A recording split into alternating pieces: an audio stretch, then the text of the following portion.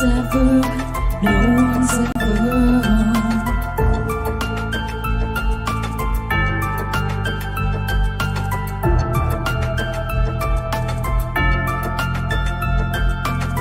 Oh, what a widow, a peaceful spider. When the grass is clean, she's a sneaky hider. Hide the lies and the alibis. Oh, what a sinner is it in her?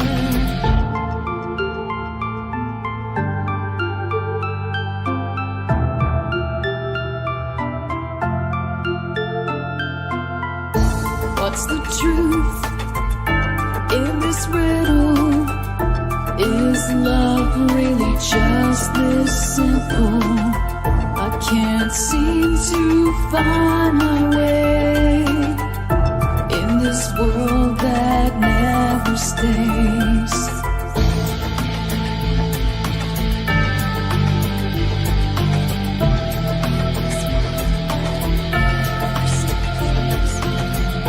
What a widow, a peaceful spider.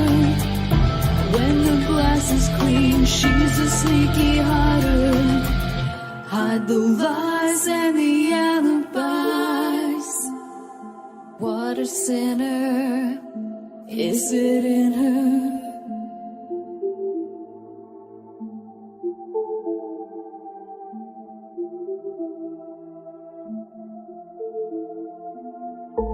Is this real? Just illusion.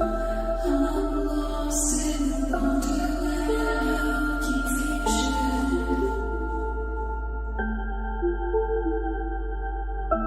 I'm lost in wonderland of confusion. Is this real or just illusion? Manifestation or a dark delusion? Is this real or just illusion? I'm lost in a wonderland of confusion.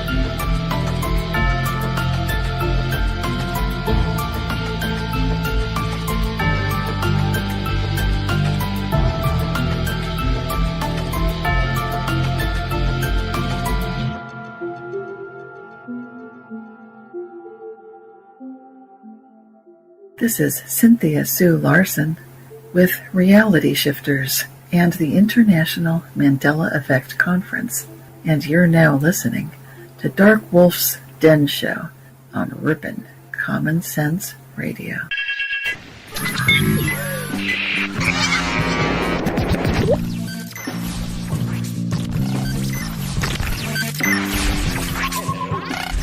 Hello.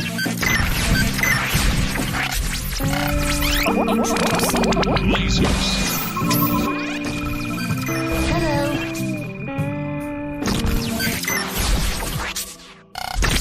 This station is now the ultimate power in the universe. This is your man Meta, aka Propagate This Light, and you're now listening to DarkWolf's Den.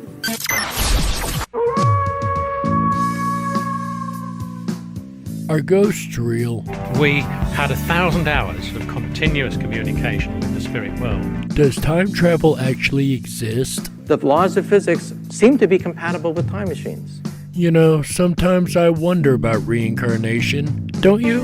A 4-year-old boy in Adelaide, Australia, has told his parents that he used to be Britain's Princess Diana. What would happen if the world found out that aliens were real? I didn't say disclosure would be easy, but what is the alternative? To establish a space force as the 6th branch of the armed forces. We have so many questions and yet so little time, so to have you here, the pleasure is all mine. Coming to you from a secret mountain cave, hidden deep within the Idaho wilderness. This is the DarkWolf's Den Show. Now, here is your host, Jerry Hicks. That's right, I am Jerry Hicks, also known as the Dark Wolf, and welcome back to another episode of the DarkWolf's Den Show. Whether you're on the edge of reality, the edge of the galaxy, or the edge of your seat, we're glad you chose us to be right there with you. Ladies and gentlemen, it is Thursday, November 26th, 2020, also known as Thanksgiving. That's right.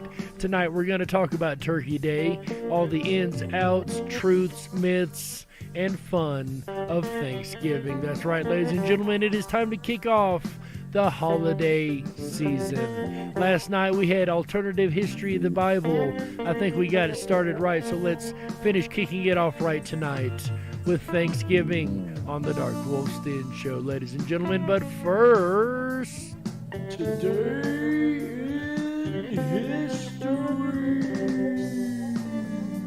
And being Thanksgiving, it's only fitting, as thankful as I am to have every last one of you guys here tonight, we're going to go ahead and do a double today in history.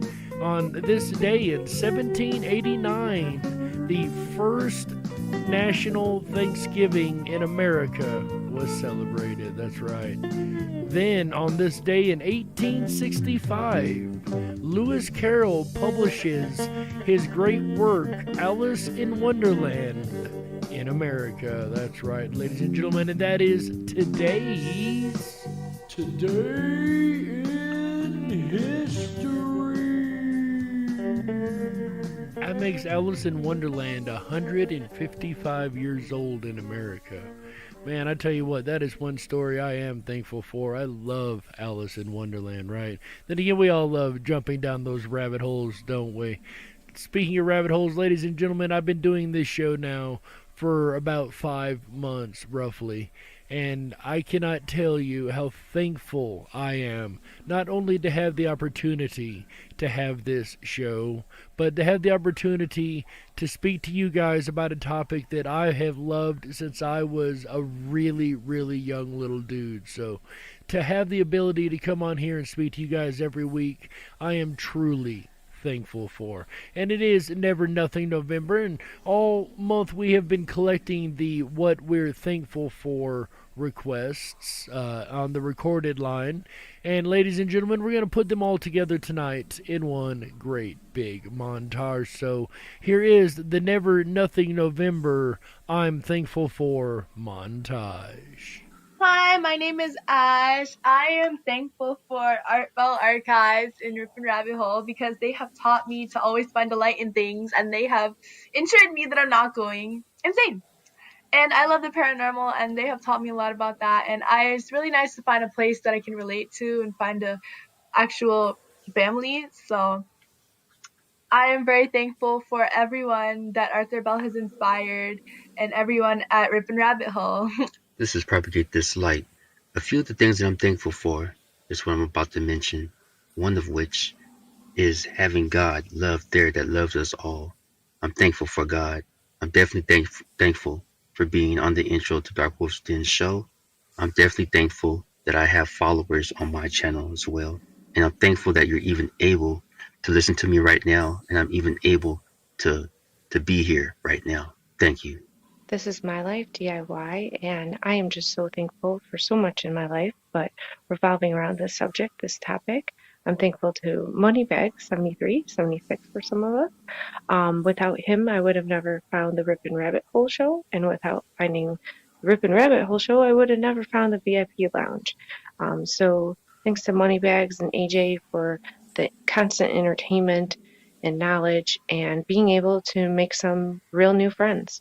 This is Stan Sullivan. I'm thankful for a lot of things. But one of the things that I'm one of the things that I'm most grateful and thankful for is I found a community of like-minded people that think outside the box. And I thank AJ and Jerry for the tremendous shows that they put on weekly. It is not taken for granted. Thank you. Hey everybody, it's AJ the Ripon Rabbit. I'm thankful for family. I'm thankful for food, and I'm thankful for good health. I'm thankful for the audience that has gathered in this incredible community, the Ripon Rabbit Hole. 1 year down, many, many, many more to go. I'm thankful to you, Jerry Hicks, the Darkwolf's Den, for providing me a little break. Well, let me tell you, AJ, I'm thankful to do it. It is both an honor and a pleasure, my friend. And we got one more to go, ladies and gentlemen. Looks like it came in right at the buzzer. Hi, this is JoJo.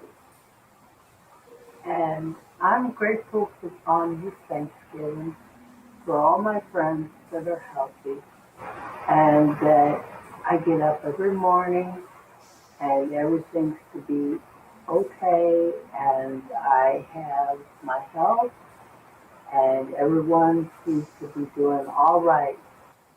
Everybody does great. And a huge shout out and thank you to those that went ahead and submitted their Never Nothing November recording. That would be Ash, the one whose idea it was to do Never Nothing November. We thank you for that suggestion. It's been absolutely awesome. Next up we had Seth Sullivan, My Life DIY, as well as Meta, also known as Propagate This Light, that's right, as well as AJ the Rippin' Rabbit, and JoJo's coming in there at the end. We appreciate you guys going ahead and phoning those in for us. That really does mean a lot. I guess you could say we're quite thankful for your participation. At least I am. And you know, speaking of being thankful, I have an opportunity every week to talk to you guys on here and share the work that I've done for almost 30 years. And that is, of course, the work in the study of the paranormal.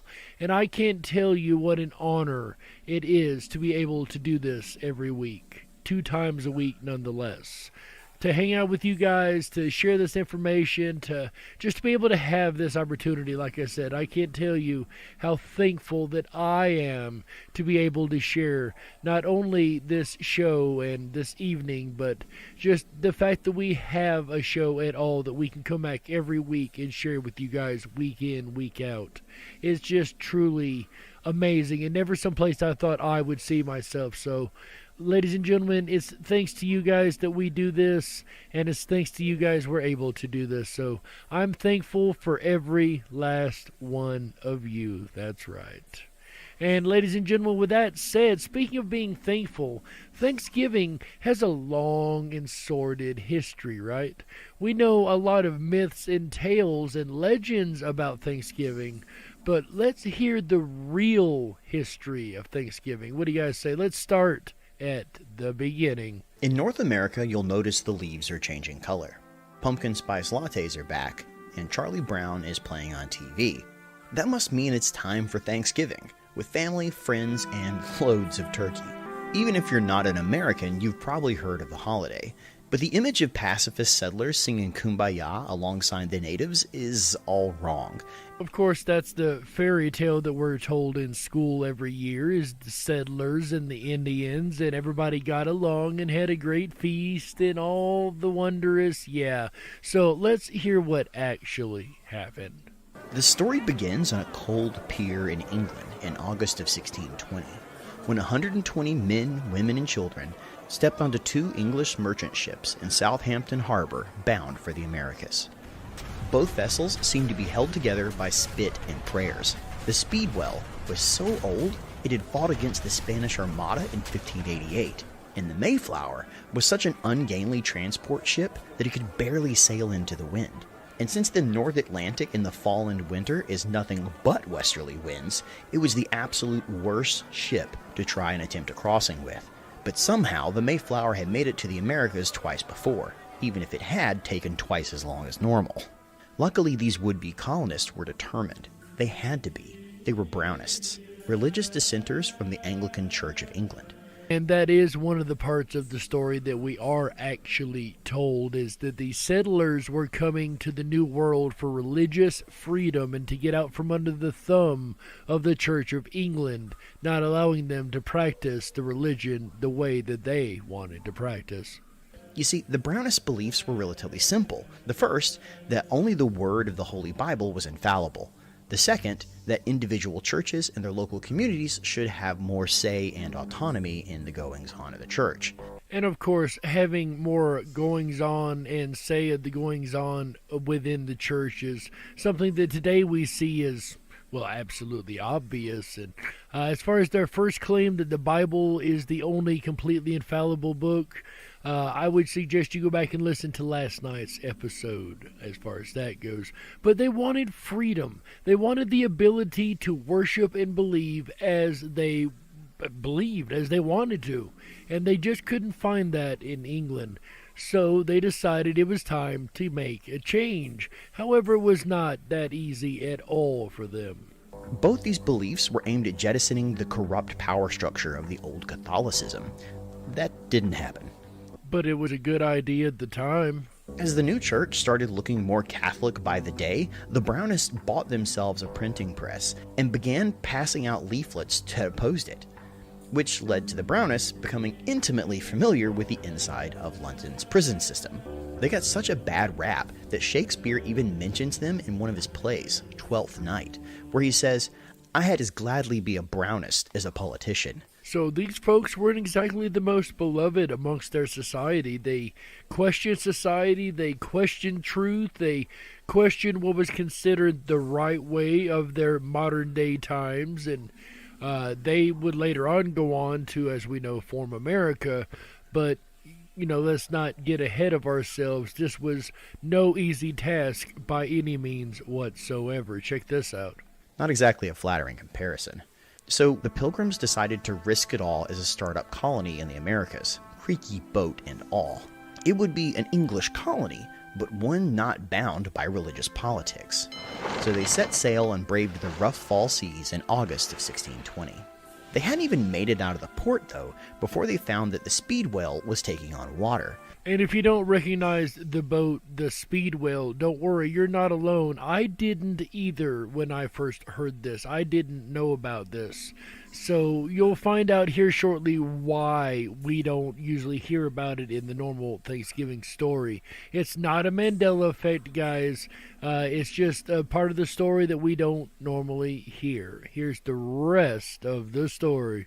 So they pulled over in Dartmouth for repairs. Undaunted, they shored the leaking boards and set out again to a new life, and watched with glee as Land's End and Cornwall slipped away behind them, only to turn around and immediately see it again. The Speedwell had recently been refitted with a larger mast, and somebody had clearly botched the job. The ship was going nowhere, so 20 people agreed to stay behind and bring more of their congregation with them the next year, and 102 crammed onto the already overloaded Mayflower, finally leaving again on the 6th of September. Or maybe it was the 16th. No one's actually sure. The calendars in that period are a bit wonky. So they ended up getting rid of the other ship, the Speedball or whatever it was called, and they all crammed themselves onto one ship, the Mayflower, in order to make it to the New World for religious freedom, nonetheless, to be able to govern themselves religiously as they felt they wanted to, which in today's society, you look around and we've still got religious freedom. I'll give it that. We're running out of freedoms and rights left, right, and center, but we definitely still got the religious one. But that's getting way off topic. I don't want to get on a soapbox tonight. Ladies and gentlemen, it is Thanksgiving, and politics is never a good topic at Thanksgiving, is it? All right, so our heroes are ready to leave England on the Mayflower around the 6th or 16th-ish of September in 1620. Their trip was mercifully dull after recent events. But halfway across the ocean, the Pilgrims' good luck set back in again. A storm and strong winds hit. In the middle of the storm, a deep snap echoed through the ship. A main beam had cracked. So they pulled a spare from the hold and tried to reinforce it. But the buckling was so severe that it wouldn't stay in place. That meant it was time to turn around and go back to England. Again. If anybody's ever seen the TV show Bob's Burgers, at the beginning intro of that, they've got to keep reopening the shop because of this, that, and the other reason. So I just think that's pretty funny. Our heroes, bless their hearts, got so close, and now they've got to turn around and go back to England and again start over and try again to get to the New World. The delays had already exhausted all the Pilgrims' money, and for them, that wasn't an option. So there is no going back then, full steam ahead. So they decided to try something else first. They had brought a great iron screw with them as cargo, likely a piece of the exact printing press that had gotten them kicked out of England in the first place, and used that to raise the new beam into place. Somehow, it held long enough to get them across the Atlantic. All right, don't think the irony of using the printing press that got them kicked out of England to begin with is lost on me. This is absolutely hilarious in my opinion. But moving on, so now they've decided they found a way to fix the problem, and it's full steam ahead to the New World. They sighted land on 9th November, just off Cape Cod, then turned south for the Hudson River Valley, hoping to move closer to established colonies and warm weather. But hard winter currents forced them back to Massachusetts, where they set up anchor in the natural harbor of Provincetown. So it appears that Massachusetts wasn't exactly their first choice of places to land. It's not like they just pulled up at the first place that they seen when they got here. They actually sailed around a little bit, and this again is what I would call a time-locked event, right? Said they were headed for the Hudson Bay, right? They were headed this way, and the headwinds said, no, you're going back that way, because remember back then they had no ability to control the weather or where the winds sent them, so even though their free will was to go one way, the wind said, no, you're going down here. So it seemed like it was one of those events that had to happen. No matter what they chose to do, they would have ended up still landing in Massachusetts. That, of course, is just my opinion, though. Don't take that as gospel. I'm still working on the whole time lock theory thing. But that said, ladies and gentlemen, let's get back to our heroes who have just landed in Massachusetts. Knowing that their previous claim on this new land had been dodgy at best, the settlers agreed to draw up a new contract for their colony, styling it the Mayflower Compact. It organized them as a civil body politic created for the general good of the colony, where issues would be decided by vote. This set of rules and beliefs set down by the Pilgrims has since been called the world's first written constitution. The men of the ship put their names to paper, and they all signed the agreement together. So the colonies are established, they've established the Constitution. Wow, they've really done a lot here. Things seem to be going great for our heroes now. They made it to the New World, and they've established their country, and seems like everything's going good. And just when things are going good... And within weeks, they would all begin dying together. Scurvy and illness took hold of the boat, and as the first snows arrived, it turned the ship into an icy tomb. Exploration parties were sent out to find a suitable place to build, and any man who could still stand was put aboard with swords, armor, and matchlocks. They found a deserted landscape and found themselves strangers in an unknown land, filled with native burials and abandoned villages. But everywhere they went, eyes watched them. Going as far as they could each day, they camped on the shores, and in the dim morning they draped their jackets over a barricade to dry, and made to move their boats back into the water. And that's when the arrows began to rain down on them. Grabbing muskets, they fired blindly into the forest. Their leader appeared from behind a tree and fired 3 arrows directly at the Pilgrims. The man gave a triumphant cry and then disappeared again into the forest. The Pilgrims searched the area, but found no bodies. Only 18 arrows, tipped with deer horn, brass, and eagle's claws. When they went to retrieve their jackets, they found them riddled with arrow holes. Guessing that as many as 30 or 40 men waited for them in the forest, the Pilgrims left before they could return. And as bad as it all sounds, you got to look at it from the point of view of the Native Americans, or the ones that are watching and attacking this story, because they were here first. This was their land, and all of a sudden people come in that look completely different than them and just want to walk around like they own everything. Yeah, I could see them trying to be seen as being put in a position of having to fight, if you will, having to defend their lands and defend their way of life, because that's the only thing they knew to do. That was their instinct, to attack, which I think that's all of our instincts, right? The first time, or whenever we're put in a situation like that, our first instinct is the word I was looking for a second ago, is to attack, fight or flight, right? The next day, they found the building place they were looking for, well suited to winter construction, already cleared of timber, with tall hills for defensive positions. But it was also full of dead bodies. Pawtuxet had been a village of the Wampanoag people, until it had been wiped out by an outbreak of Indian fever 3 years earlier. The epidemic was bad enough that the colonists found unburied skeletons still inside their homes. But with more settlers dying by the second, the Pilgrims were in no shape to be picky. Now, here is a story that you don't hear in school, right? I don't think I've ever heard this part of the story. As a matter of fact, this is new information to me, too. And if there's one thing I love on this show, it's new information. That's right. So, the Indians had been taken out by this Indian flu, or at least this tribe, not all of them, of course. Let's be clear here. But the Native Americans in this area had been taken out by this flu, and the Pilgrims were trying to literally build on top of the dead civilization here. And they were removing bodies from the homes that were already there because they never made it to burial. That is, you don't hear that when it comes to the Thanksgiving story, right? No one, I guess, really is told, generally speaking, when they hear the story that, oh yeah, that new city they first started, by the way, that was an empty or abandoned Native American camp that was full of dead bodies. Yeah, you don't hear that part, right, when it comes to the Thanksgiving story. And that's why we've got these shows, so you can hear the rest of the story. And shall we continue, ladies and gentlemen? They moved the Mayflower to join them and began construction. The first common house that was finished became a hospital for the ill. And the 19 families then each built their own town, huddled together for defense. And by February, the settlement was complete.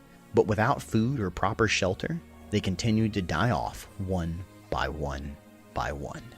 And by the time the snows thawed, only 47 of the original 102 Pilgrims were still alive, and half of the Mayflower crew had died as well.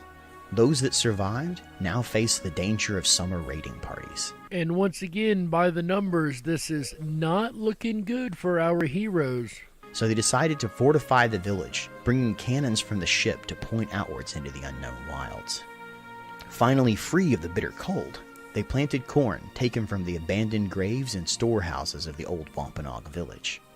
Wait a minute, that's another part of the story that we are usually told a little differently. I'm going to play that last part one more time because I think that's really important key clue here. Finally free of the bitter cold, they planted corn taken from the abandoned graves and storehouses of the old Wampanoag village. So we all know that they planted the corn. That's a well-known story. But what we don't usually hear is they just got the seeds from the storehouses of the people that had been there prior to them, the ones they built on top of. Yeah, that's where they got the seeds to plant the corn. It wasn't like the Native Americans come along and said, here, you do this. This is how you plant corn. You know, the story we're told. Yet that is nowhere near what actually happened. As we know, history is written by only a select few, and the fables are written by even fewer. And what we usually hear every Thanksgiving is the fable of Thanksgiving, not the true story of Thanksgiving. And with that first thaw came their first contact with the locals.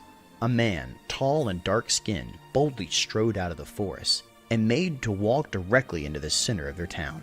The Pilgrims stopped him, guns pointed. Then he opened his mouth and greeted them in English, welcoming them to the new land, and then promptly asked for a beer to drink. He was Samoset of the eastern Abenaki, who'd spent years trading tales and supplies with English fishermen who passed through the area. And as he swapped stories over his acquired taste for English delicacies, he warned that not every tribe would be as friendly as his, but they could get little more out of him as his English was broken at best. Now, that would be really trippy. That would really mess me up, honestly. A Native American tribe, this brand new tribe on this brand new continent that you've never been on prior to this, and now you've got this tribesman comes up to you and starts speaking your language on another continent in a place you've never been. Yeah, that would be enough to blow my mind. That's pretty interesting, I gotta say. It's almost synchronistic, if you will, that they would be there, or he would be there at the right place at the right time to be able to speak with the settlers. I don't know, just a little strangeness going on there, I think. The next week, Samoset returned with a new man, Tisquantum. Wait, time out, stop. What was the man's name? I mean no disrespect at all. I promise, I assure you, I'm not doing this disrespectfully. I just want to hear this man's name again, because I want to know if you guys heard what I heard. The new man, Tisquantum. Tisquantum. I'm sorry, that just sounds like a play on words for a time traveler. Tisquantum. I know it's not. I know. And leave it to my paranormal researcher mind to inject something like that. But Tisquantum, I mean, come on. At that time, it didn't mean anything. But nowadays, we know what quantum means. Well, then I'm just saying. I'm not saying this is time travel or anything like that. I'm just saying. Known today as Squanto, who spoke fluent English. Okay, that's the character that I thought it was going to be, but just the same, what an odd name. And he spoke fluent English? Okay, once again, I get it. They'd been talking to the fishermen and slowly learning it from the people that had been traveling through their villages and whatnot. I understand that. I get this part. I now understand why the Native Americans and how the Native Americans knew English. But with that said, still, that is really strange for these Native American tribes on a whole different continent. Think about that. You crossed an ocean, and people are still coming up to you, talking to you in your own language. Yeah, that'd be just a little weird for me. I gotta say, I'd be a little like, what in the world? You know, even knowing that they had been taught by my fellow countrymen, that's still just more than a little coincidental, right? And again, I know they'd been exploring the Americas prior to this, building up to the colonization. Still, that's strange. To me, that's just so strange that they would even know the language. They would take the time to have learned the language, right? Because we didn't learn theirs. Most of us didn't learn their languages, yet they took the time to learn ours, didn't they? He was the last survivor of the Patuxet tribe, the very land the Pilgrims now inhabited. Yeah, that would be a little bit awkward. So, yeah, we found all your passed away tribe members and all your stores here and everything. Yeah, we kind of used it all. But glad to meet you. I mean, the last surviving member, right? That is not the person you expect to come wandering up to your little village, right? The members, or the last member of the previous tribe. That's like the last owners coming to your house going, yeah, I used to live here. I think I still do. Okay, maybe not that extreme, but you guys get the idea. Who'd been taken by slavers as a boy and had lived in Spain and England before escaping back home again, only to find his own people had been wiped out by disease. He'd been taken captive, a useful tool to deal with the continuing English encroachment. Once again, just by chance, he had had a life that had led him to know full English. And he just happened to be in the right place at the right time to meet the settlers. I mean, think about that. What if he was on the other side of the country? What if he was still in Spain or England? None of this would have worked out how it did. So again, I believe everything about the creation of America, this epic of the Europeans meets the Native Americans, I believe all of this was time-locked events, just by the coincidences, the sheer number of synchronicities that play themselves out in this story. And again, this isn't the fabled version. We're trying to find as close to the historical version as possible. Squanto heralded the arrival of 60 armed warriors and their chief, the Wampanoag. The Pilgrims grabbed their muskets and ran to the walls and waited for the worst. But neither side wanted to make the first move. And thank God it became a standoff, because this could have ended before it ever began. This could have been the very end of the beginning.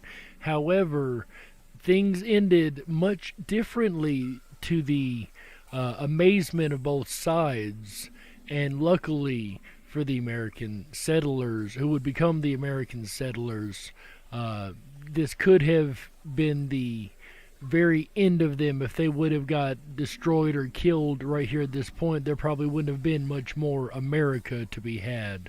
With a bit of back and forth from Squanto, their chief, Massasoit, agreed to sit down with the Pilgrims' governor, and after a healthy amount of liquor to loosen up both sides, they set about with the business of peace. I like how they put that, a healthy amount of liquor to loosen up both sides. But apparently this was one of the better things that could have happened. See, the Wampanoag found themselves beset on all sides by enemy tribes, with plenty of land, but no power to hold them back. Where others saw the English settlers as a threat, Massasoit saw an opportunity. Sounds like a you scratch my back, I'll scratch yours situation.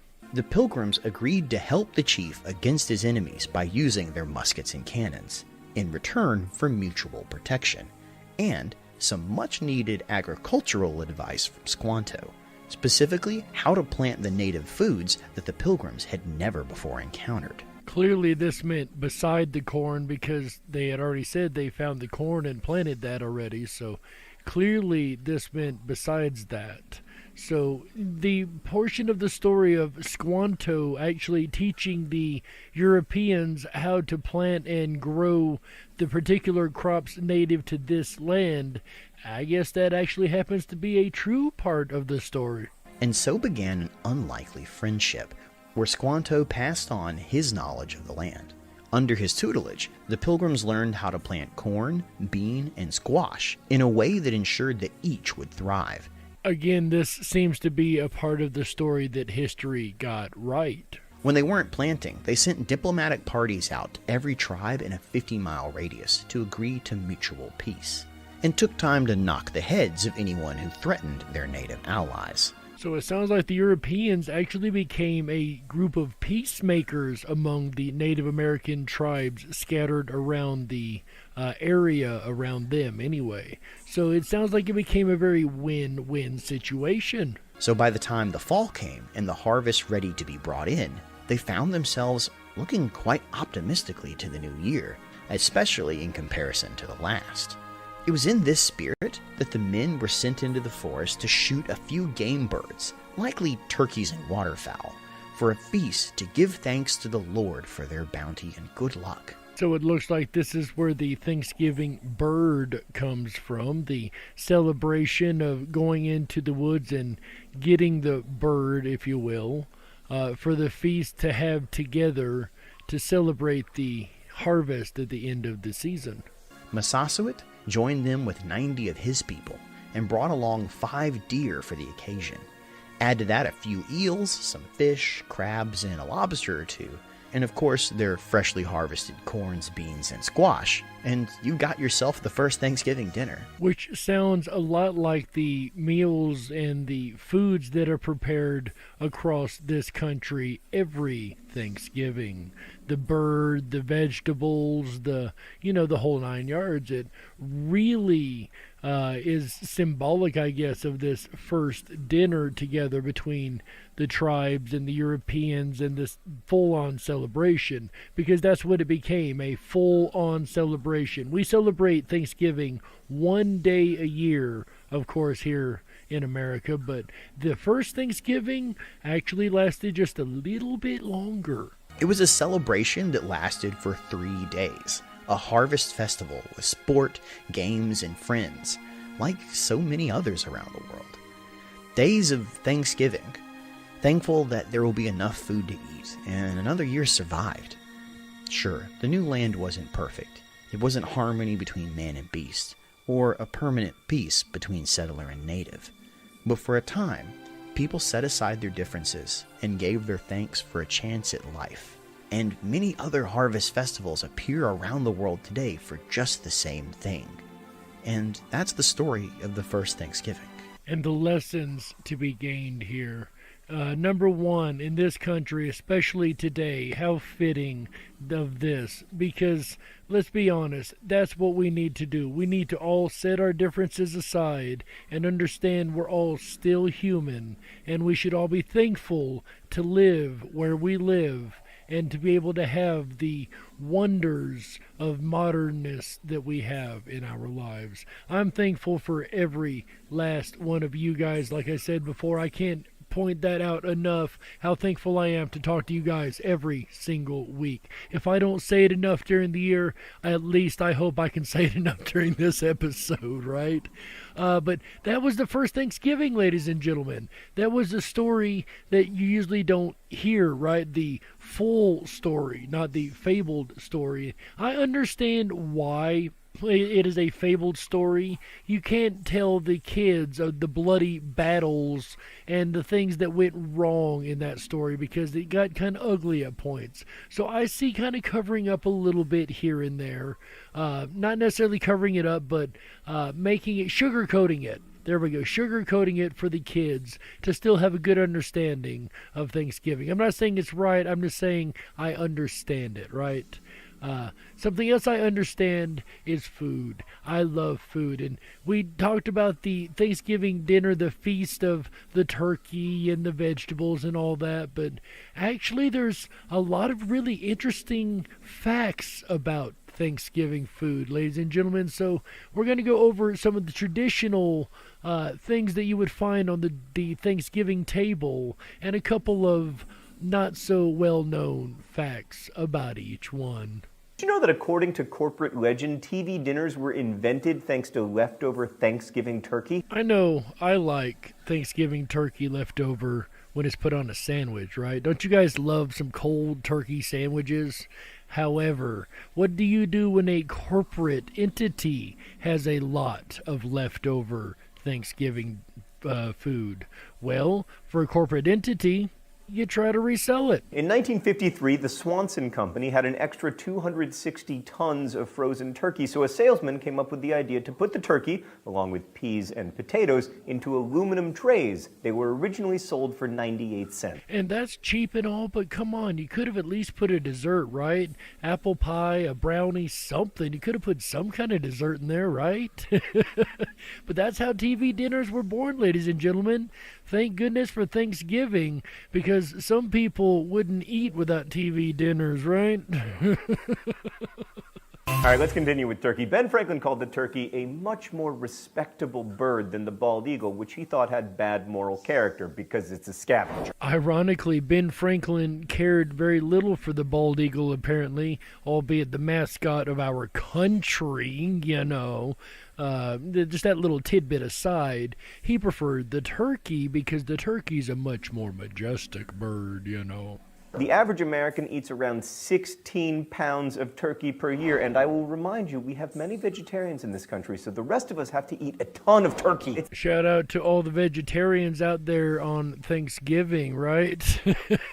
Not gonna lie, I eat a lot of turkey.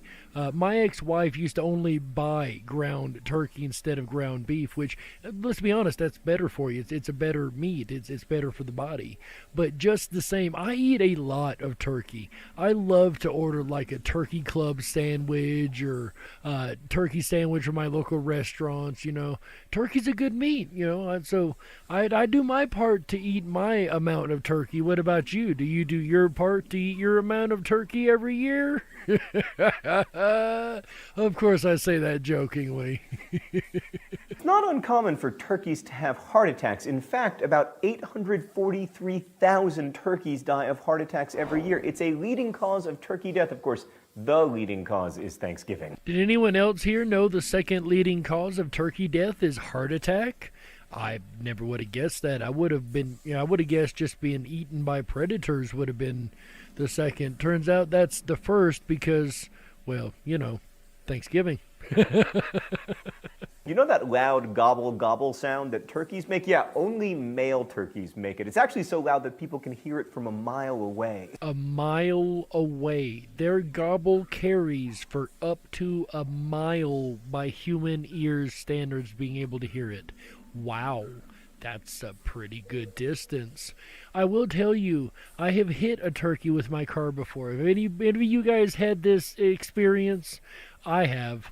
I was driving down the road, and a couple of turkeys crossing the road, and I honked my horn, which caused one of them to jump straight up in the air. Not forward, not backwards, just straight up in the air.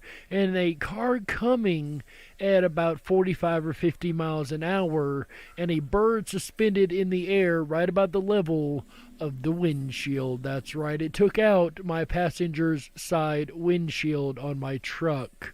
So I had to have that replaced one time, thanks to a turkey deciding to take a flight into my vehicle. Speaking of male turkeys, a young male turkey is known as a Jake, an adult is a Tom, young female turkeys are Jennies, and adults are hens. Wow, we got the facts coming rapid fire now. Alright guys, so I did not know that the babies, male and female, had a different name than the adults. I just thought they were Toms and hens. I never knew there were Jennies and Jakes. Yeah, that's what it was, Jennies and Jakes. I never heard of that. Have you guys heard of Jenny and Jake turkeys opposed to Tom and hen turkeys? Turns out that's a thing.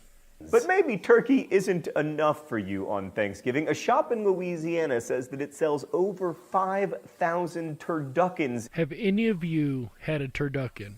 Any of you? I've not. I've wanted to. I've always wanted to. Maybe someday I'll find somebody who will make one for me, or maybe I can find some kind of local shop I can talk into making one, right? But seriously, I've never had a turducken, but go ahead and put a 1 in the chat rooms over there if you've had a turducken.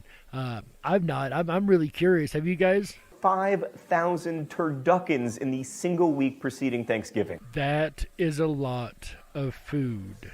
Why is that particularly a lot of food? Because that 5,000 turduckens equals 15,000 birds. Why is that? Well, for those who don't know what a turducken is, here is a turducken. Here's why that equals 15,000 birds. For those of you who don't know, a turducken is a chicken stuffed into a duck stuffed into a turkey. Hey Donald, quick riddle. What says quack and is about to have a chicken inside of it? It's like a Matryoshka doll, but edible. So you have a bird inside of a bird inside of a bird. So you've got 3 layers of bird, 3 different types of birds. A turducken, a turkey, duck, chicken. Like I said, I've never had one. I'm curious to see what they taste like. Well, I know they taste like meat, but I'm curious what they taste like all cooked together. You know what I mean? If anybody wants to make me a turducken next year or maybe for Christmas, hey, I'm not opposed to that at all, right? You know us wolves love our meat, right? Another thing that I love on the Thanksgiving table is stuffing. You can find recipes for stuffing in a Roman cookbook from around the 4th century CE called the De Re Coquinaria. The book teaches you how to stuff things like chicken and hare and also dormouse. Now, doesn't that sound like a yummy Thanksgiving Day meal, right? Dormouse, stuffed dormouse, right? Or is that just the appetizer, right? That's just to get things started? Sorry, I won't be eating any stuffed dormouse. Thank God we've moved on from those particular delicacies, right? Instant stuffing, on the other hand, wasn't invented until 1972. Kraft Foods released stovetop stuffing, which now sells about 60 million boxes around Thanksgiving. And I know a lot of you right now whose heads are about to explode. I promise. I remember Stouffer's stovetop stuffing also, not Kraft being the one that came out with it first and has always had it. No. I remember Stouffer's stovetop stuffing.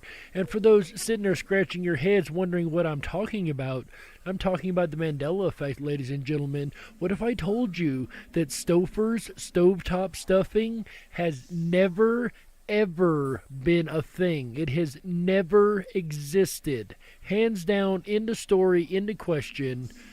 Stouffer's stovetop stuffing has not ever been a thing in this reality. Check it yourself. Please prove me wrong. I would love one of you guys to prove me wrong, but the only one you're ever going to find and the only one who's ever done instant stuffing has been Kraft stovetop stuffing. And yeah, a lot of you probably right now are scratching your heads. I promise this is a real thing. If you're just hearing about this, check into the Mandela effect. You might have your mind blown. And if you know about it already, yes guys, I remember Stouffer's. I remember it hands down 100%. I don't remember Kraft being the only company that did stovetop stuffing. But how many of them are used to stuff dormouses? My God, am I happy to live in the age of instant stuffing and no dormouse eating. I second everything he just said. Depending on where you're from, stuffing may not be called stuffing. Like in Pennsylvania, many people call it filling. Southerners are more likely to refer to it, as my family did growing up, as dressing. And as I'm a southern boy from down there around Tennessee way, transplanted up here into the northwestern area. Anyway, seriously, I always called it dressing. What did you guys call it? I have a feeling we're going to get all kind of different names here in the chat room because we got people from all over the country, right? So what have you guys always called it? Is it stuffing? Is it filling? Is it dressing? Is it another name that we haven't quite thrown on here? Is it Dormouse Special? Good Lord, I hope not. Now let's turn to mashed potatoes. Did you know that every one of the 50 states in the United States grows potatoes? Yeah, but the Idaho potatoes are the best. I'm just saying. I may be a little biased having my cave now being in Idaho, but yeah, Idaho potatoes, those are the best. But I did not know that every state grew them. I knew we grew them in Tennessee, but I did not know that they're grown in every single state in the United States. That's interesting information. Have you guys learned something new so far? The rapid fire facts aren't quite done just yet. Also, Boeing used sacks of potatoes to test in-flight Wi-Fi because potatoes interact with electromagnetic fields in a very similar way to humans. Wow, now that also I did not know. Makes you wonder how smart a potato is, right? Are potatoes actually planning on taking over the world secretly? Is that their secret plan that we just don't know about? But seriously, I did not know they give off the same type or almost same as magnetic radiation as humans. That's really interesting information to know. Does that mean that you can run a clock off a human? You guys remember building the potato clock, right? You ever built a clock and then plugged the two ends into potato and watch it work, right? And am I the only one? No. Yeah, we used to do that back in school, actually. But seriously, have you guys ever done that? Because that goes to show you exactly how much potential electromagnetic energy is in a potato. But I didn't realize that it was as much as a human. That's interesting. Now, there's a bag of potatoes that's as much as a human, not a particular potato. I don't think there's one potato, but if you have a sack of potatoes, apparently it's the same electromagnetic give-off as a human does. That's really intriguing. So much so that Boeing used it to actually test Wi-Fi. Wow. If you don't learn something new, your day has been wasted, and I think we've learned something new for the next 5 or 6 days, right? But we're not quite there yet, guys. We got a couple more rapid-fire facts to go. Potato blossoms were once very fashionable for the French aristocracy. It's said that Marie Antoinette used to put the flowers in her hair, while Louis XVI would stick one in his buttonhole. That was buttonhole, right? And it means buttonhole on the jacket. Let's be clean here, guys. This is a family-friendly show. But anyway, the potato flower then actually has a use too. Didn't know that used to be a thing either. On to corn. Oh, I love corn. They're one of my favorite bands from the 90s. Freak on a Leash was like one of my favorite songs back then. Wrong corn, stupid. Oh, the food. Of course, the food. Yes, that's right. I knew that. Sure you did. The part of the corn that we eat, the cob, is not the plant. It's actually the flower. Okay, that makes sense. But which part is the corn dog from? I think the corn dog is what grows out the middle of the flower. I'm totally kidding. In Peru, archaeologists found popcorn kernels that were 1,000 years old. Researchers were hungry, so wanted to know if they would still pop. And they did. Wow, I gotta say, I'm kind of impressed. 1,000-year-old popcorn still popped. That's funny, because I can't get all the kernels in the bag that I heat in the microwave to pop all the way. And this guy's popping 1,000-year-old popcorn. How does that work? Did you know that the human body cannot digest corn? Not only can the human body not digest corn, there's not an animal on this planet whose body can digest corn. Mark wants me to say that the researchers weren't actually hungry. They were doing it for science, obviously. That was obviously a joke, Mark. Would you? I gotta say, would you eat 1,000-year-old popcorn kernel if you got it to pop? I don't know. I'd be a little scared. There's too many things that existed back then that could still get me now, right? I don't know if I would or not. But what about you guys? I'm a little bit of a scaredy wolf, but what about you? Would you eat 1,000-year-old popcorn kernel? Like somebody found a whole bundle of popcorn kernels from 1,000 years ago and popped them up. Would you have a feast on them? I don't know. I'd be a little scaredy cat when it come to that one, or scaredy wolf when it come to that one, I gotta say. Also, corn is in a lot more of what we eat than you might think. In fact, 3 out of 4 grocery store products contain some corn. And not only grocery store products you use every single day. You'd be surprised how corn actually has a role in their creation. So it is one of the most well-used and most used products across the entire world. And the problem is when you get GMO corn, this is why GMO is such a big heated topic and issue, is like he said, 3/4 of your grocery store has some form of a corn item in it. This may be corn syrup, this may be straight corn, this may be some type of ground corn. There's so many different things you can do with this versatile plant, and they do. And again, that's why GMOs are such a danger, because you're going to be taking in genetically modified organisms in corn in this instance, and there's no telling what's going to happen to you after your body ingests these. So take with caution, but be wary, because when you hear something about corn, like a problem with a corn crop or things like that, that will cause everything else in the world pretty much to go up. If there's a shortage of corn, there's going to be a shortage of everything around us, or at least a lot of stuff around us. You would be absolutely amazed at the amount of products that corn is used in. It's almost as if corn is evolving us to plant more corn. Someone should write a zombie apocalypse novella about that. All right, guys, this might be the tryptophan talking from too much turkey, but I think this guy might be onto something. On to Cranberries. Oh, the Cranberries, another great artist from the 90s, band from the 90s, right? Didn't they do that one song, Zombie? Speaking of corn zombies, didn't they sing that song, Zombie, right? That is what they sang, right? Man, they're not talking about that kind of cranberries. They're talking about the food. Oh, yeah, I knew that too. I did. Really, I did. Yeah, right. Eat more turkey. Eat more turkey. Anyway, what about cranberries? The first known use of the word cranberry was by a New Englander in 1647. John Eliot asked the age-old question, why are strawberries sweet and cranberries sour? You can test whether a cranberry is ripe by tossing it. If it bounces, it's ripe. If not, it's not. That's why you might hear them referred to as bounce berries. All right, couple things here. Number one, no. I've never heard them referred to as bounce berries. Maybe that's something you guys know of? If so, go ahead and put a 1 in the chat room. Let me know, because I've never heard a cranberry called a bounceberry, but I'm not big on cranberries. Now, here's the funny thing. I like cranberry sauce. I love the Canadian Mist with the splash of cranberry. I'll fight over that thing. I love that drink. However, when it comes to like cran apple, cran grape, ocean spray, cran type drinks, you can't get me within 1,000 miles of those things. I don't like them at all. I'm not a big cranberry.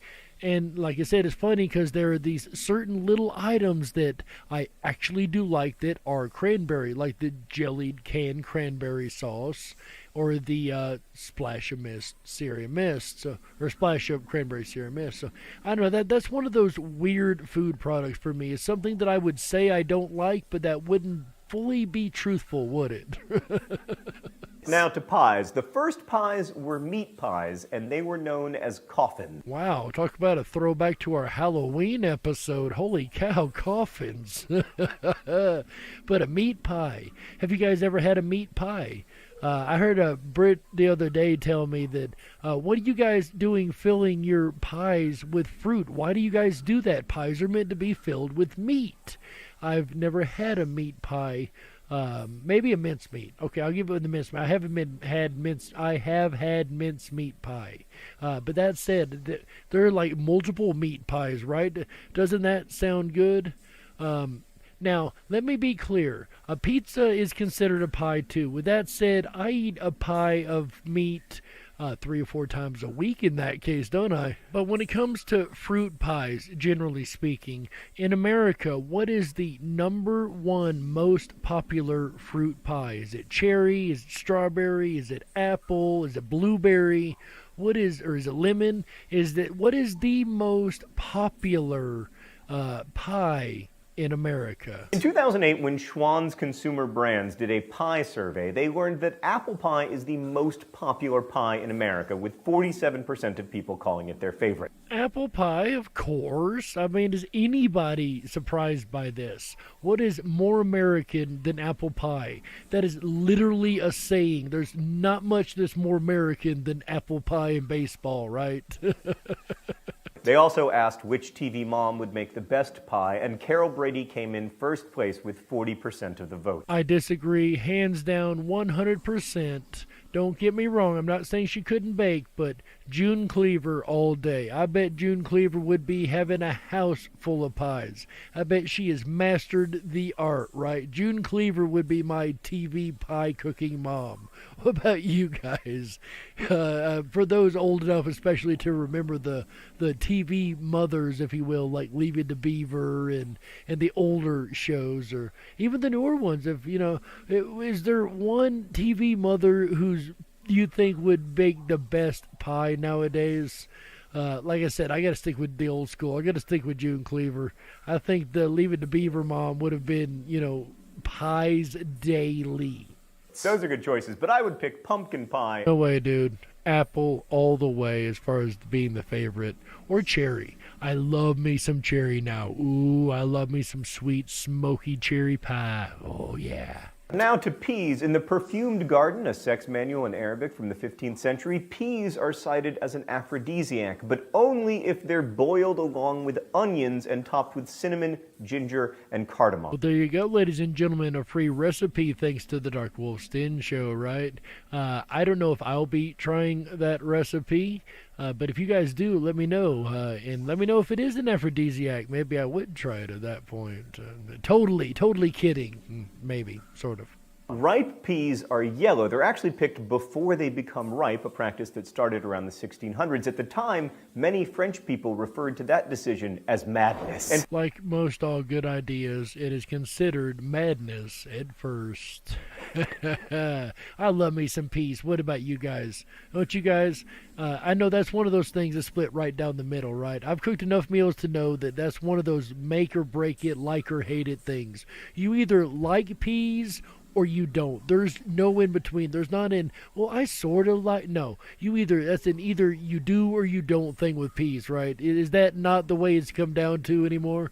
I love me some sweet peas, though. Finally, I returned to my salon to tell you that the average American eats between 3,000 and 5,000 calories at Thanksgiving dinner. But hey, I say enjoy it. It only comes around once a year. And thank goodness for that, because I would be one big boy. You see, there's 2 days a year that I gorge myself on food. I make an absolute and utter pig of myself, and I'm not too proud to admit that. And those 2 days are Thanksgiving and Christmas. Those 2 big eating meal days, I will eat everything I can get my hands on until my stomach is screaming, no more, no more, mercy, mercy. And speaking of mercy, we have to give a little mercy to the radio station advertiser. So, ladies and gentlemen, we've got to go ahead and take a network break. We've already crossed the top of the hour here. We're just a little bit past the top of the hour, so we're going to go ahead and take a network break right here, and we'll be back with the second half of the Darkwolf's Den Show. Can you guys believe we've done an hour already? This has blown by, right? We got so much more fun coming up in the second half, ladies and gentlemen. Stick around, and we'll be right back after these messages. Don't you touch that dial. That's right. We gotta stoke the fires and run off the men in black. Don't touch that dial. We'll be right back.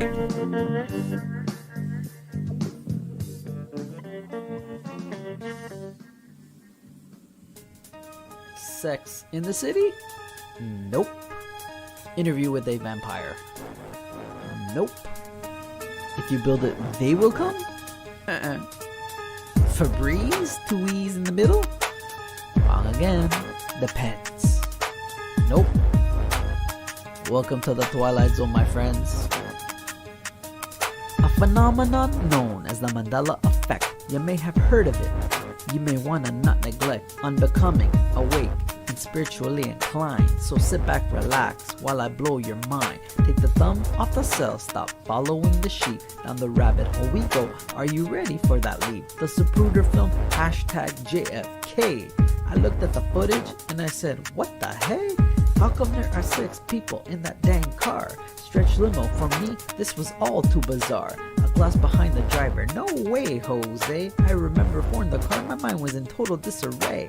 Trying to make sense of what I was seeing, what I was witnessing. Didn't connect with my inner being. A second woman in the car for me was only the first lady. Do you smell what the rock is cooking? All this seemed kinda shady. Berenstein Bears. Nope. Shazam? Sinbad? Not in this reality. Good lord.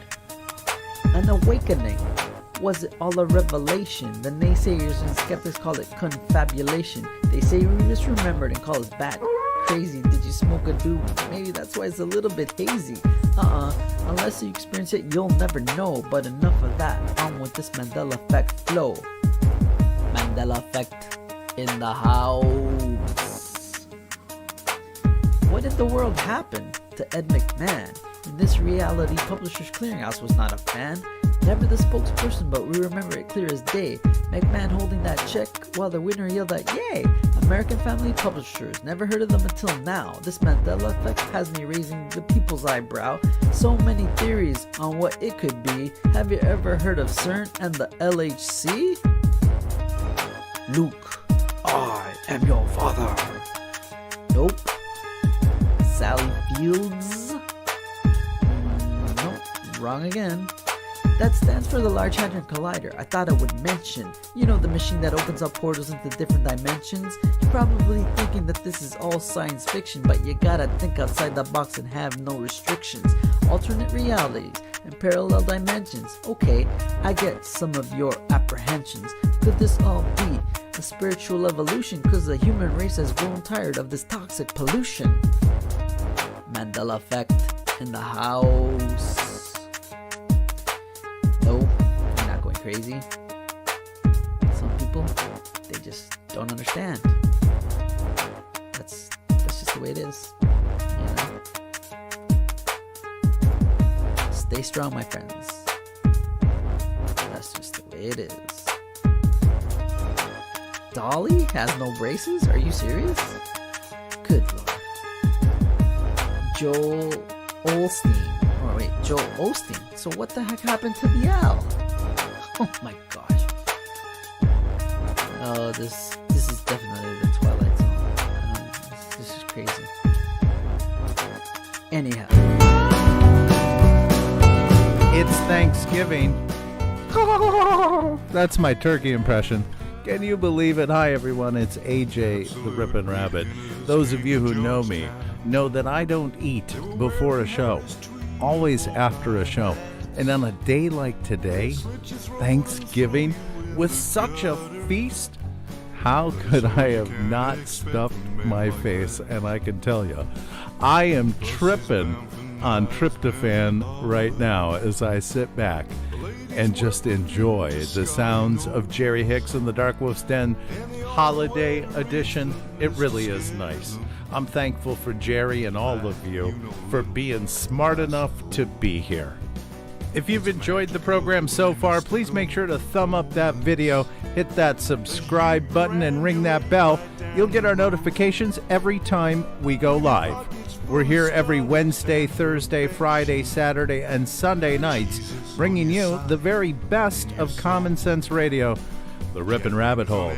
I'll be back again tomorrow night, Friday, November 27th, as we explore Black Friday together. That's right, gifts and gadgets. Are you looking for a few ideas this holiday season? Dive through a collection of really crazy gift ideas, gadgets that will leave you bewildered, shocked, and amazed. It's going to be a fun show. Perhaps you're looking for that unique gift for that unique person. This is the show to pay attention to. Or you just want to add something fun to your wish list this year. You're going to love what I've got in store for you tomorrow night, starting at 7 p.m. Pacific, in Gifts and Gadgets. Then Saturday, November 28th, Rock and Roll Fame, baby. That's right, we're going to go on the road. Did you ever want to be a rock star? Come along with us as we twist through the rabbit hole of riffs of legendary rock icons and fame. It's going to be a fun night together. Saturday, November 28th, again starting at 7 p.m. Pacific, 10/9 Central. All shows start at 7 p.m. Pacific, 10/9 Central. And then we'll end out this weekend right. End November, Sunday night, with Crop Circles. That's Sunday, November 29th. End the weekend outright together with me as we look into the theories and realities of crop circles, from the known hoaxes to the unexplainable. We're going to end the weekend outright together. Now, if you haven't done so already, please hop on over to Rippin' Rabbit Hole and jump on our mail list. We've resumed our weekly Wednesday schedule. We'll send it out to your inbox direct. You'll get a look at all of those rabbit holes in advance so you know what to pay attention to. We're going to return tonight to our Thanksgiving Day broadcast. And again, I give thanks to each and every one of you who are smart enough to be here. Most important, our host, Jerry Hicks, and the Darkwolf's Den Holiday Special right here on Rippin' Common Sense Radio. Happy Thanksgiving, everyone.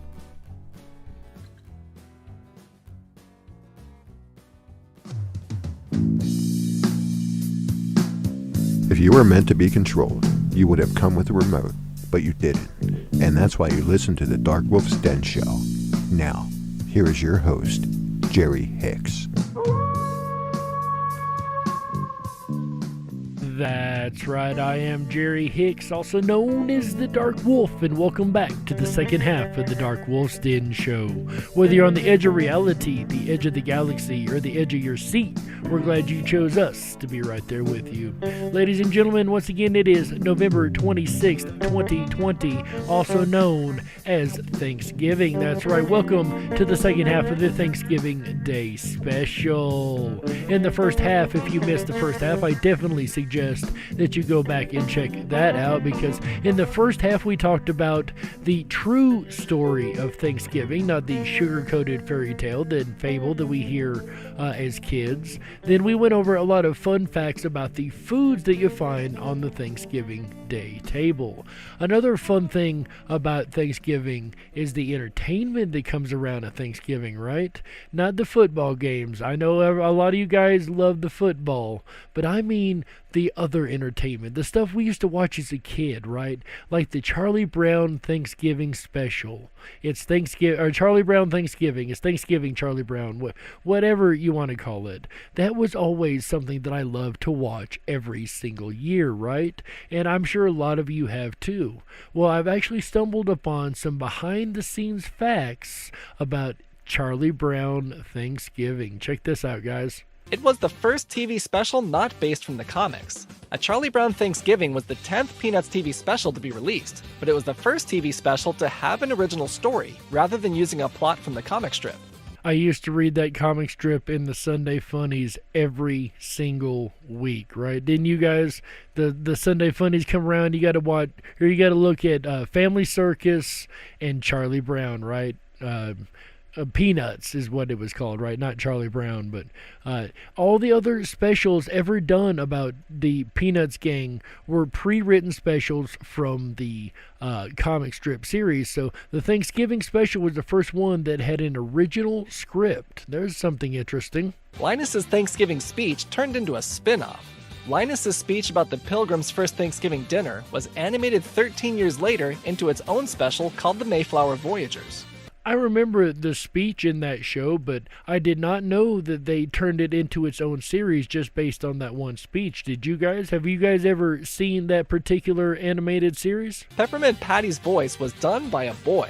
Chris DeFaria, who provided the voice, had a deviated septum, which meant one of his nostrils was always plugged and sounded like he had a cold, which is why his voice was so low for a little kid. He was often asked if it bothered him to voice a girl, but he didn't care because he was so happy just to be involved. You would be surprised how many voice actors are not what you think they are. How many male characters in cartoons are actually voiced by females and vice versa. Snoopy's showdown with the lawn chair was a tribute to another famous animator, which was none other than Walt Disney and his early slapstick cartoons. Another fact I didn't know that that was actually a nod to Walt Disney. There you go, guys. One of the kids couldn't read their lines. Hilary Momberg, who provided the voice of Sally, couldn't read at the time, so one of the directors read her lines to her through the headset, and then she just repeated back into the microphone.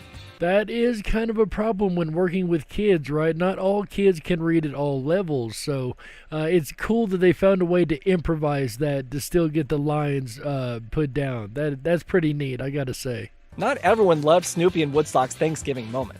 The producer Lee Mendelson strongly opposed the idea of having Woodstock eat a turkey since he is a bird too. But Charles Schulz and animation director Bill Melendez told him he was overreacting. However, Schulz did become more sensitive about the issue in his comics by creating gags where Woodstock would put on disguises to avoid being eaten around Thanksgiving. You know, if they would not have pointed that out, I don't think I would have noticed it. I'm going to be honest with you. A bird eating a bird, that is kind of disturbing, isn't it? That's cute that he come up with those gags with Woodstock, though, every year. That's absolutely adorable.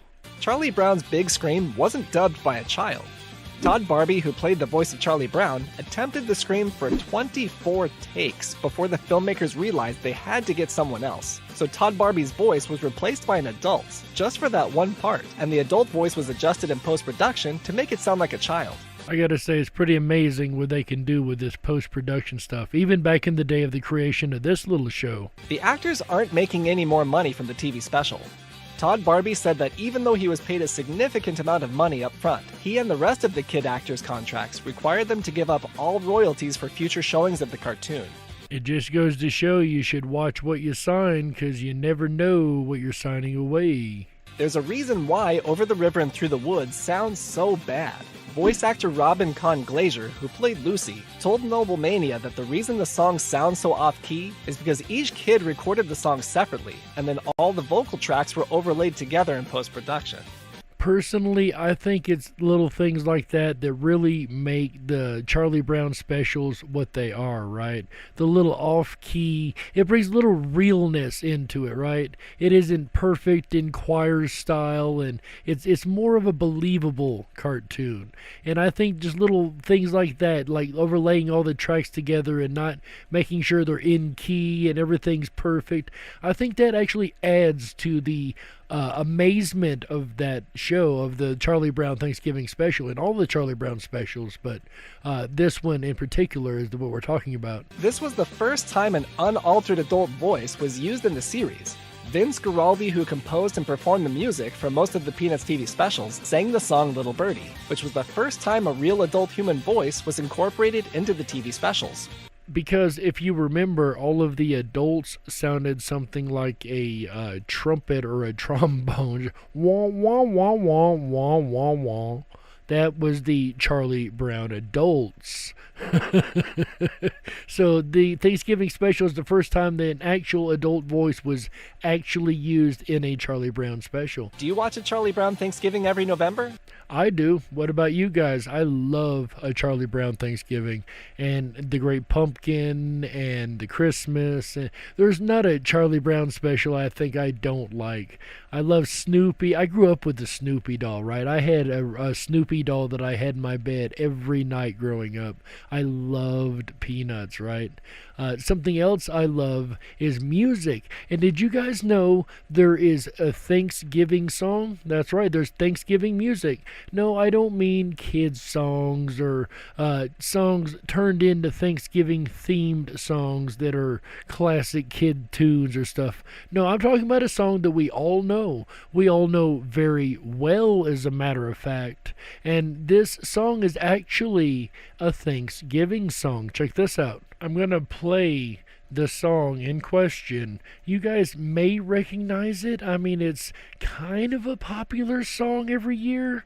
And then we're going to hear some facts about the secret history of this particular song. So, ladies and gentlemen, without any further ado, the secret Thanksgiving song that is normally sang as a Christmas carol. Check this out. Jingle bells, jingle all the way. Oh, what fun it is to ride in a one-horse open sleigh. Jingle bells, jingle all the way. Oh, what fun it is to ride in a one-horse open sleigh. Dashing through the snow in a one-horse open sleigh. O'er the fields we go, laughing all the way. Feel free to sing along. Bells on bobtail ring, making spirits bright. What fun it is to ride and sing a sleighing song tonight. Jingle bells, jingle all the way. Oh, what fun it is to ride in a one-horse open sleigh. Hey! Jingle bells, jingle all the way. Oh, what fun it is to ride in a one-horse open sleigh. Day or two ago, I thought I'd take a ride, and soon Miss Fanny Bright was seated by my side. The horse was lean and lank, misfortune seemed his lot. We ran into a drifted bank, and there we got upside. Jingle bells, jingle all the way. Oh, what fun it is to ride in a one-horse open sleigh. Jingle bells, jingle all the way. Oh, what fun it is to ride in a one-horse open sleigh.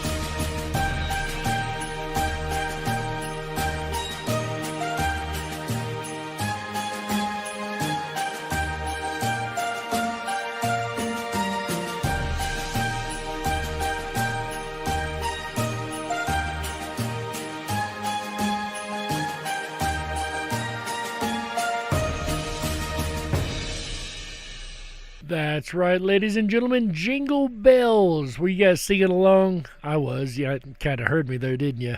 But seriously, Jingle Bells was not a Christmas carol. That's right. We sing it every year at the holiday season, and we always wait till after Christmas. Don't sing those Christmas carols before Christmas. Those are Christmas carols. Those ain't Thanksgiving songs. Actually, Jingle Bells is a Thanksgiving song, and it has a really weird history, and we're going to dig into that right now. Jingle bells, jingle all the way. Christmas carols. You either love them or you hate them, and there's no Christmas carol quite like Jingle Bells. It's been covered by the stars, Jingle bells, jingle all the way. parodied and satirized, and even has its own jokey lyrics. Jingle bells, Batman smells, Robin lays an egg. Put a 1 if you used to sing that as a kid. I did. I used to sing it a lot, as annoying as it can get over and over and over after a while. Go ahead and put a 1 in the chat room if you used to sing that version, the Bart Simpson version we just heard there of Jingle Bells. You know, Batman smells, la-da-da-da-da. Go ahead and put a 2 in the chat room if you've never sang it like that, and put a 3 if you have no idea what in the world I'm talking about at all. But Jingle Bells actually has the most surprising story of any Christmas carol. Originally, it wasn't called Jingle Bells, and it had nothing to do with Christmas at all. Like I said a moment ago, it wasn't originally made to be a Christmas carol. It was actually made to be a Thanksgiving song. One Horse Open Sleigh, a jaunty melody for the American holiday of Thanksgiving, was written by James Lord Pierpont in 1857. He was a songwriter best otherwise known for being the uncle of John Pierpont Morgan. Morgan. Why does that name sound familiar? Morgan. Founder of J.P. Morgan. Oh yeah, that guy. A massive investment bank, and for sadly supporting slavery and the South during the American Civil War. And if you guys know the story of Tesla, then you'll be very aware of the workings of J.P. Morgan. It was originally a drinking song. Given the content of the song's lyrics, historians think it's unlikely that it was intended to be a song for family-friendly occasions. Even though today we consider it nothing more than just a kid's song. The original Jingle Bells sure has some lyrics, ranging from a verse about a lean and lank horse having a crash to the need to go out with girls while you're young, to this amazing verse where the narrator falls over in the snow and a gent was riding by in a one-horse open sleigh. He laughed as their eyes sprawling live but quickly drove away. Because we all know that laughing at injured people in the snow sure is the spirit of Christmas. Again, we consider this a kid's song, but the original lyrics don't sound very kid-friendly at all. And we heard about the lean and lanky horse when we listened to the song. That verse was in there about the horse crashing, but we didn't hear the verse about the guy getting laughed at and passed on as he's suffering in the snow. Wow, this definitely doesn't sound like a kid's song anymore, does it? Jingle Bells has even changed its tune over the years. Originally, the song's chorus was a bit more complicated than it is today, even melancholic. Jingle bells, jingle all the way. Oh, what joy it is to ride in a one-horse open sleigh.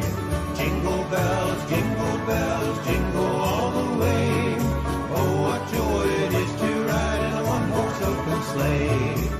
To me, that sounds like more of a country and western beat, right? It's still got the overall like tune of Jingle Bells that we know, but it's not quite the same, is it? So you can see how over time the kinks have kind of been hammered out.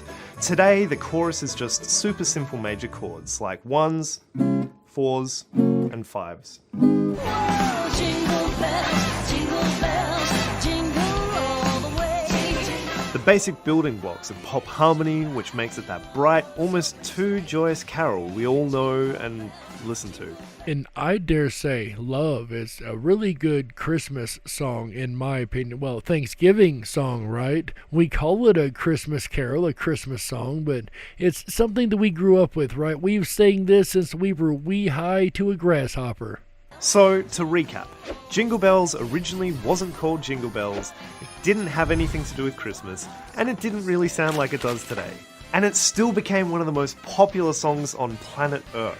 This song has even found a way to transcend the bounds of Earth. It was even the first song performed in space. It was the first song performed in space. By two Gemini 6 astronauts in 1965, who smuggled a harmonica and sleigh bells into space to play the song. That's funny that they had to smuggle them on board in order to do it. But, ladies and gentlemen, we have that recording of Jingle Bells on a harmonica and sleigh bells in space. Check this out, ladies and gentlemen. Roger, Houston and Jiminy 7, this is Jiminy 6. Stand by 1.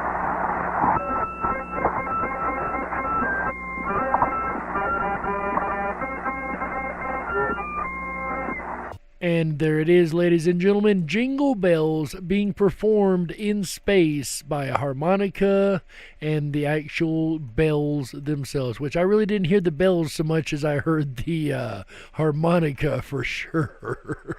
Which just goes to show for all the budding songwriters out there that if you don't get it right first time, just give it a little over 100 years of near legally enforced playing during the holiday season, and you too might just write that song that jingles all the way. You too may write the next Jingle Bells that everybody is singing in 100 years. That's right. There's no telling what you do, and you won't do anything if you don't try. That's right, ladies and gentlemen. I'm thankful for the ability to try and entertain you guys and bring you guys information every week. It is both my honor and my pleasure to do such, and I'm thankful for the ability to do just that. I'm thankful for every one of you that come back and listen to us every single week. It's because of you guys we do this, and we couldn't do it without you. Ladies and gentlemen, I know I have enjoyed this Turkey Day. I hope everybody has had a very wonderful and happy Thanksgiving. I hope you guys have been able to learn something this evening with this show. And in the end, ladies and gentlemen, whether it be the paranormal, turkeys, or the holidays, always remember to apply just a little bit of common sense and make your own judgments. Because in the end, ladies and gentlemen, at the end of the day, it comes down to you and whether or not you'll be the judge.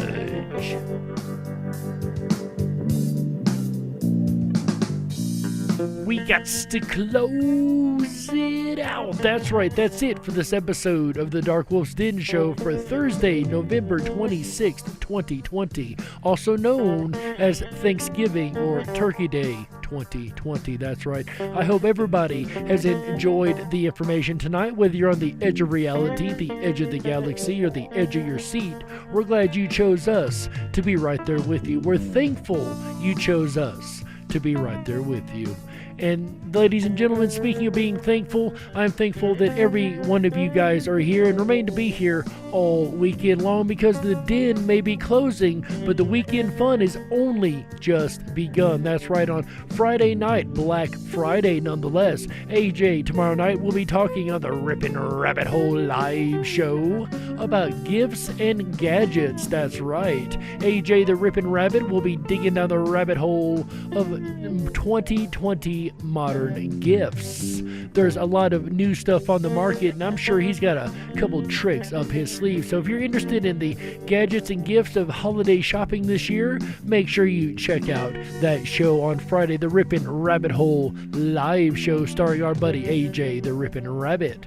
Then he comes back at 7 p.m. Pacific, 10/9 Central on Saturday night with rock and roll fame. That's right. Have you ever thought about being a rock and roll star? Some people still try to dream of that today, and why not, right? But is it all it's cracked up to be? There's been a lot of mystery around the rock and roll fame, and is rock and roll fame worth having rock and roll fame? AJ will talk about that on Saturday. Then on Sunday, AJ the Rippin' Rabbit one more time with a Rippin' Rabbit Hole live show. Is going to round out the weekend with crop circles. See what I did there? Rounding out the weekend with the crop circles. That's right.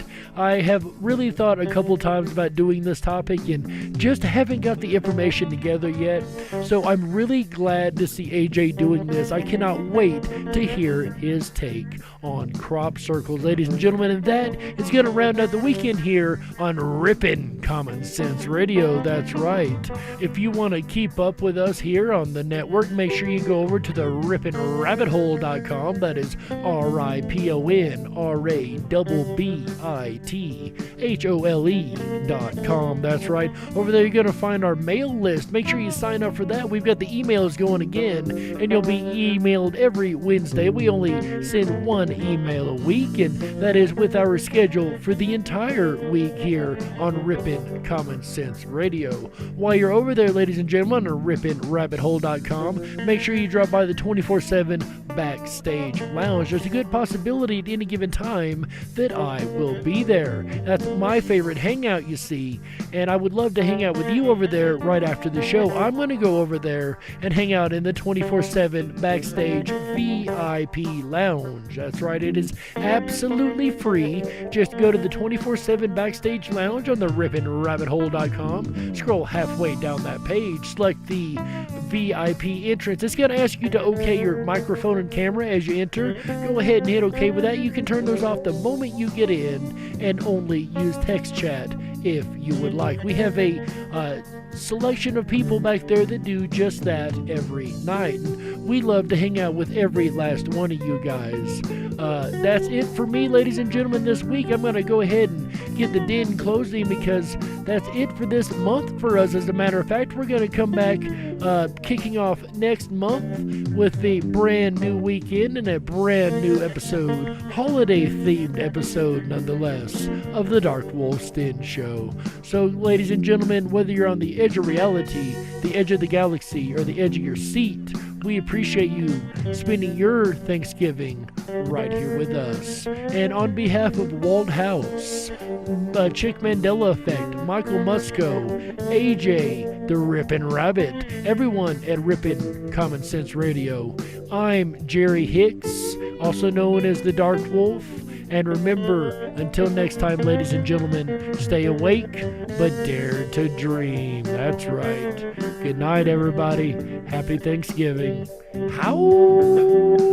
Yeah.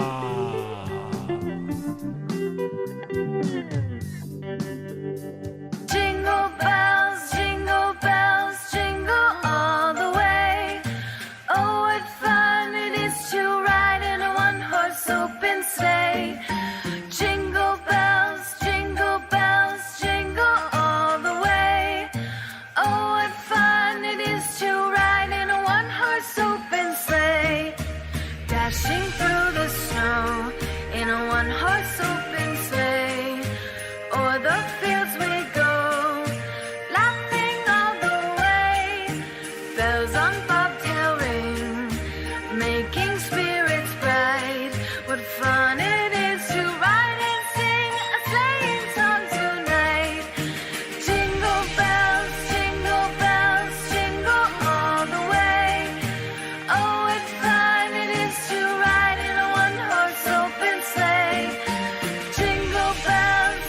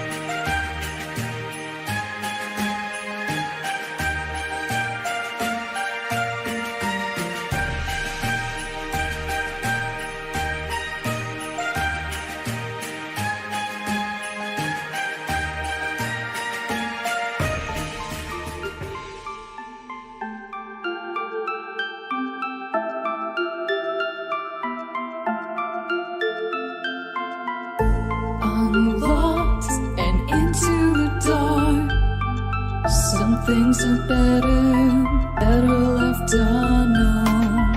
And I'll never find you here, 'cause no one's ever home.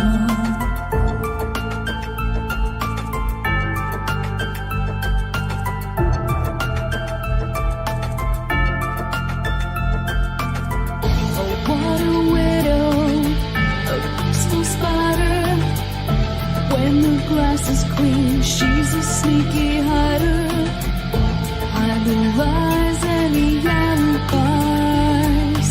Oh, what a sinner. Is it in her?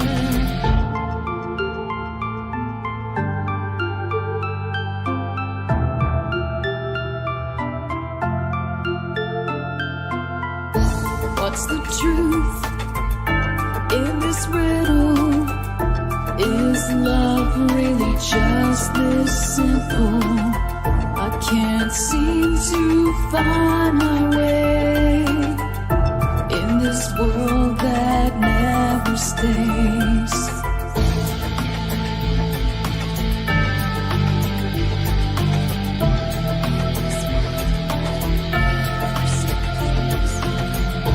What a widow, a peaceful spider. When the glass is clean, she's a sneaky hider. Hide the lies and the alibis. What a sinner. Is it in her?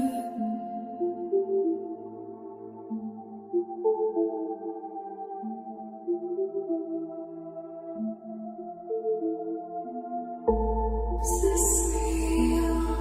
Just illusion. I'm lost in the wonderland of confusion.